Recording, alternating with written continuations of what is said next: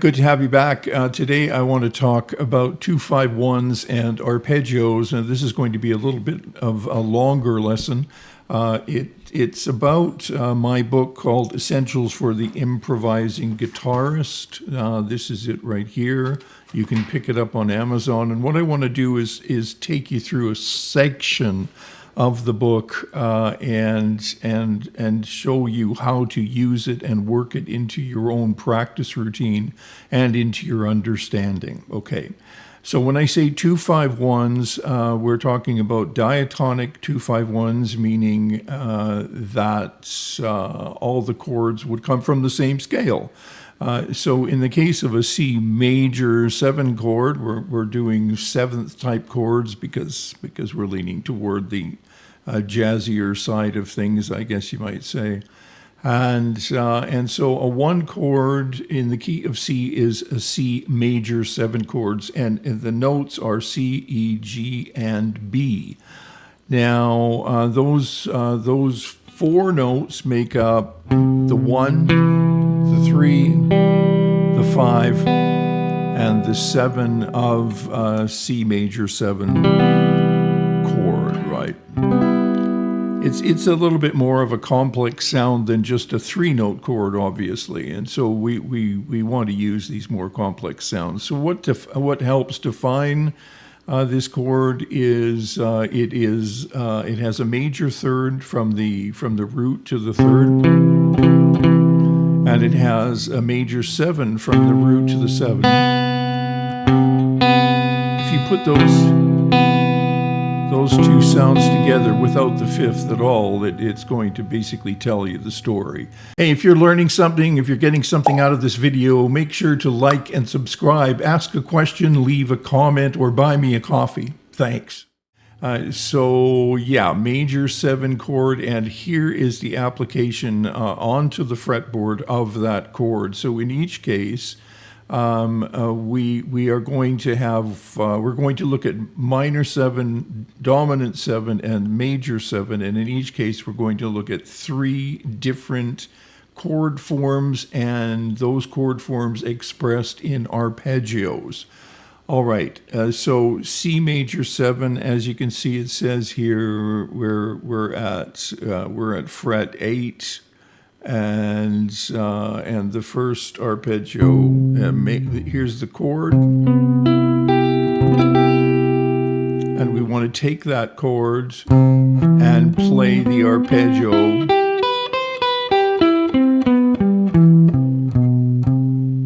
Now, the way we organize that is just exactly the same way we did it here.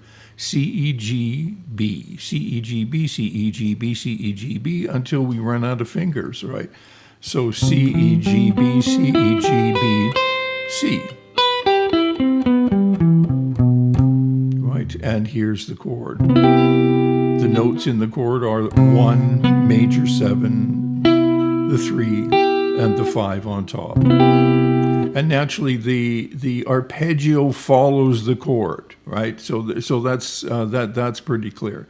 Now this was a C. My root is down here on string 6. Now we're going to do another one, root on string 5, naming note on string 5 with its corresponding arpeggio.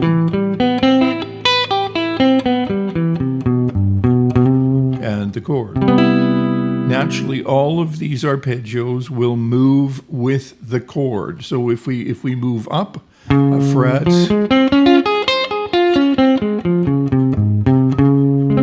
that's D flat major 7, D major 7, and that the same thing applies for each chord form and each arpeggio form. Now, with the arpeggios that we're playing here, I'm doing them vertically. We're not crossing the fretboard. We're getting them underneath our fingers vertically. Just as soon as you run out of fingers, you go back down again. Very, very simple. And that way, the arpeggios easily follow the chord. So as soon as you put down a chord, you know that underneath that chord, you have arpeggio notes that spell the sound of that chord. All right, so we had C major 7 here, and it's arpeggio. C major 7 here, and it's arpeggio, and then C major here, and it's arpeggio. This is open.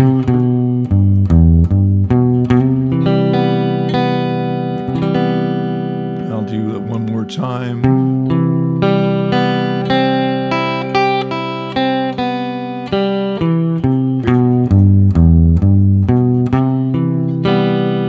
So C major 7, C major 7, and C major 7. All right.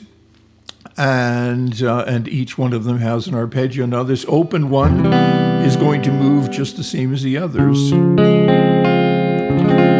So this is the D flat major 7, D major 7,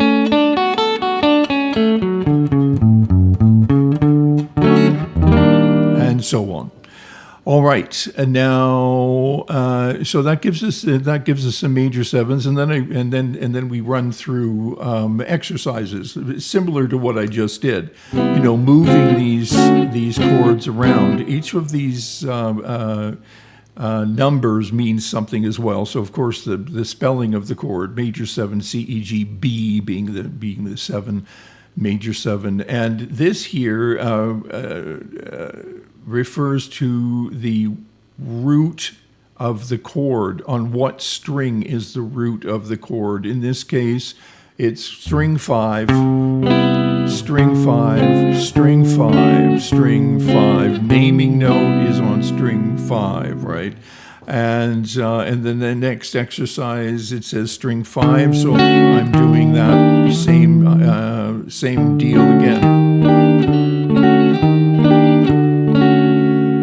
Right, and then string 6, G major 7. Here's the root.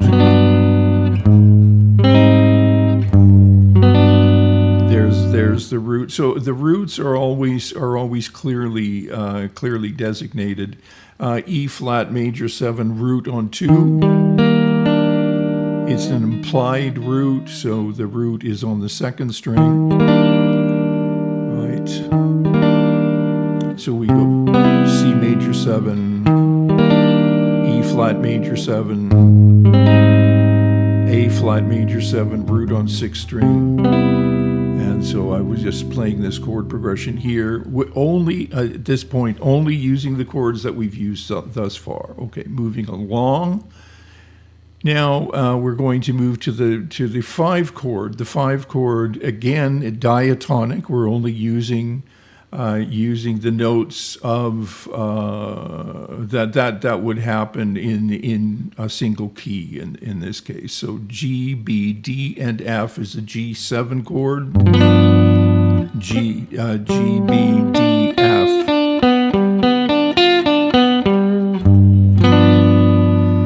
And that's our 5 chord. It's called the 5 chord because it happens on the 5th degree of the scale. If we're looking at this in the key of C, which we are, 1, 2, 3, 4, 5, C, D, E, F, G. That's G7 is the 5 chord in the key of C. Okay, and the notes in the G7 chord are G, B, D, and F. Don't get that confused with the chord that is a G major 7 chord, G, B, D, and F sharp. Different chord, different function as well. Here we have the difference essentially is in the 7th. In a G7 chord, it's a minor 7th from G to F, this distance from here to here. We call that interval a minor 7th, as opposed to a major 7,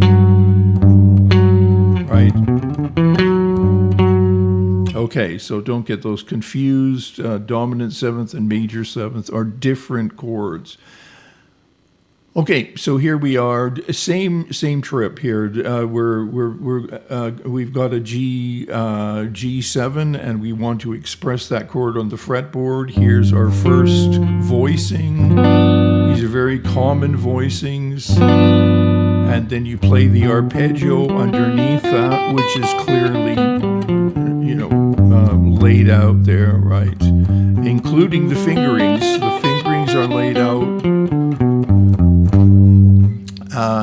So the way this goes is this would be this is a combination of fingerings. The little numbers are your fingerings. The larger numbers are the spelling of the chord: 1 3 5 flat 7, 1 3 5 flat 7. Little numbers are 2 1 4, right? 1 3. So it gives you an actual fingering there. Okay, and the next chord is also G7, root on 5. So I'm going to have to move that away up here. G7, and then I play the arpeggio. You hear that flat 7.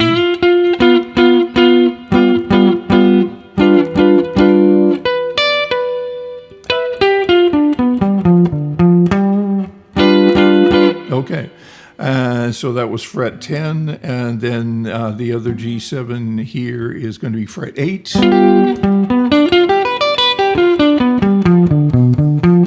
Okay, remember that all these chords are movable, and the arpeggio, of course, moves with the chord. So that's our 5 chord, three different chord forms or chord voicings, each one with its corresponding arpeggio. And then we'll move to an exercise. And the exercise is chord progressions, right? So G7 to C major 7, and I know that those are the voicings because it says root 6 going to a root 5. Okay, and then we want to play the arpeggios.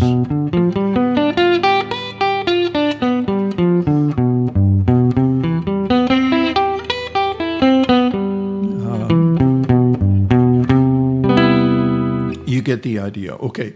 At this point, I'm just going to stop and say you may be asking yourself, why do I want to know my arpeggios? Well, because it's no different really than learning chords, and when I'm playing these arpeggios as exercises, that's not to say that that's the way improvising is going to sound, like a bunch of arpeggios. But when you learn arpeggios and you get them underneath your fingers and they correspond to chords, then you can choose notes that are either in the arpeggio or notes that are colors to the arpeggio, because I know where the 1, 3, 5, and 7 are. How about if I play the 6? Or how about if I play the 9? You see, it gives me a place to start. It gives us a platform to work with, no matter what the chord is. If I'm playing a 7th form, 1, 3, 5, 7, 13, right? Or flat 5. Right? It gives me a place to start so that I know where the notes of the chords are, and I can choose colors as I wish. So that gives me the 5 chord in the key and a 1 chord in the key. And as you can see, in this case, I'm going through 8 different keys. 5 chord, 1 chord. Only chords that we've covered so far. 5 chord, 1 chord. Different key, obviously, right? 5 chord, 1 chord, key D major, 5 chord, one chord being in the key of B, and so on. And not only should you play the chords, the chord forms, but get the arpeggios underneath your fingers and play the arpeggios and the chords. And then there's some more exercises here, specifically with dominant 7 chord sounds. And these are sort of bluesier progressions and a cycle of dominance. This starts to get fairly challenging, but if you're going to build a practice program, and if you want to know how to play this thing, you'll have to build a practice program that includes arpeggios. Unless you're just happy to play in open position and play in an accompaniment style, that's cool. But if you want to play in a solo style, and it doesn't matter what style that is in terms of genre, you're going to have to know where your arpeggios are and how chords are expressed in single notes. Okay. So now we're looking at the 2 chord. The 2 chord in the key of C is C D 1 2, and so it would be a minor chord. The notes would be D, F, A, and C. I'll play those: D, F, A, C.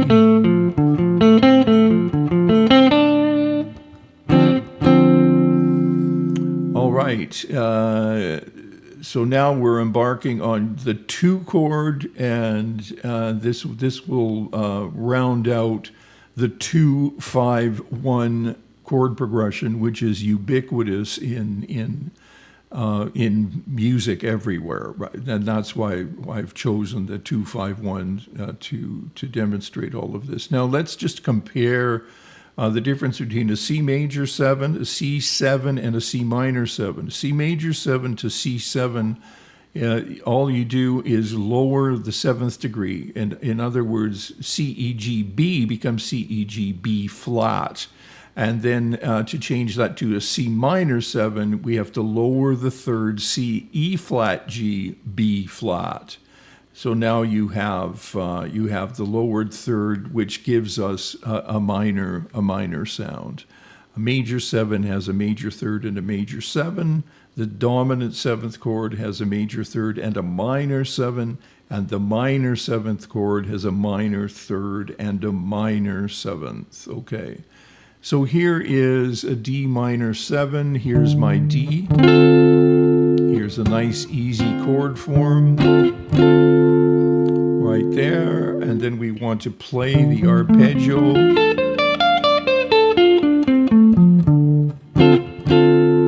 All right, I'll do that one more time.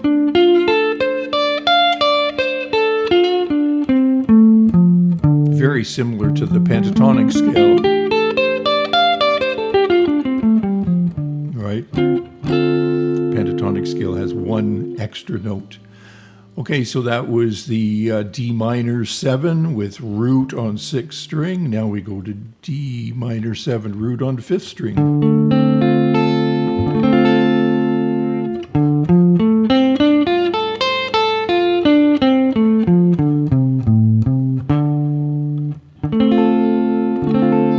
You'll notice, listen to the sound of the 2 arpeggios.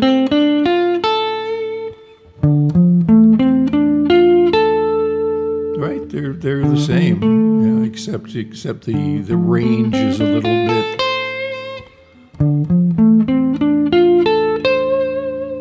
Okay, and there's my D7 root on 5th string, and now D minor 7,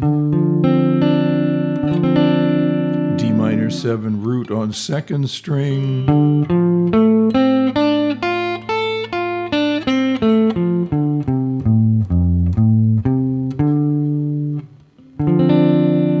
D minor 7 root on 2nd string, D minor 7 root on 5th string, D minor 7 root on 6th string. The reason I've laid it out this way is so that you can see how these chords and arpeggios are expressed across the fretboard, right, and in the same key, right? So that you can play a 2 5, 1, 2, 5, 1, 2, 5, 1, and other combinations, right? Later in the book, I moved to 2 new forms, the root on fourth string and root on whatever it was. Okay. But this is pretty comprehensive. If you or let's put it let's say it's quite challenging if you haven't played arpeggios before and associated arpeggios with chord forms like this.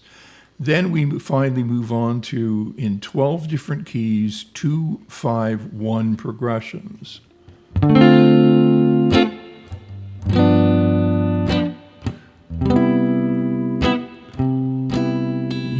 The bass movement.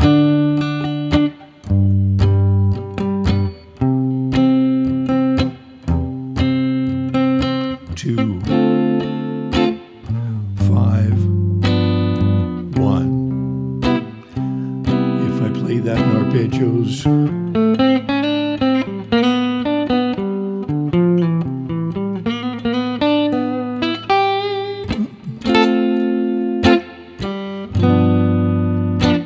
I cut the time here in the first. So that was 2, 5, 1, and then we have 2, 5, 1. It says root 6, root 5, and root 6 again, right? And so that's clearly marked there, and so that's going to tell you what chord forms to use, as well as what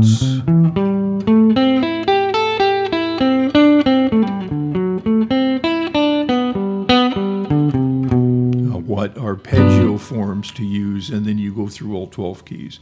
So that's the way my book is laid out. It's a it's not something that you're going to learn in 2 weeks or a month, but it is something that you can learn. You can probably go through this entire book in if you put in the work if you're really, really keen and you're practicing 2 to 3 hours a day, you can probably get through it in 6 months. But I think most people will get through it in, if you're practicing in the hour a day category, you'd probably get through that book in a year. Remember that music is a little bit different than other disciplines. There's no fooling around with music. You can't sort of cheat, because if you can't play it, you don't know it. You have to follow clear and defined principles of how to practice, how to divide your time, how to focus, how to discipline yourself. Maybe a lot of you probably have left by now, especially when I say the word discipline, but it's something that I've had to learn, and it made a huge difference once I started a systematic and progressive practice with specific time frames. I'm going to do another video on practice. But this video, what this was designed to do was just show you how this book is laid out. We'll leave the link in the description if you want to get serious about your playing and really learn where things are on the fretboard. This is as good a method as any, and especially if you want to be a soloing guitarist. It's a little bit different if you're playing in a genre where you're accompanying yourself singing, for instance. But if you're a player who wants to learn how to play with other instruments and everything from piano to saxophone to trumpet to violin, this is the kind of stuff that you have to get underneath your fingers. Okay, I think that's going to be it for today. Thanks for stopping by. That was a bit of a long one, but sometimes when you do little chunks here and there, the broader context doesn't make sense. So I tried to expand the context and give you an idea of how this book is laid out and how you might lay out your practicing at the same time. Okay, thanks for stopping by, and hope to see you again real soon. Bye.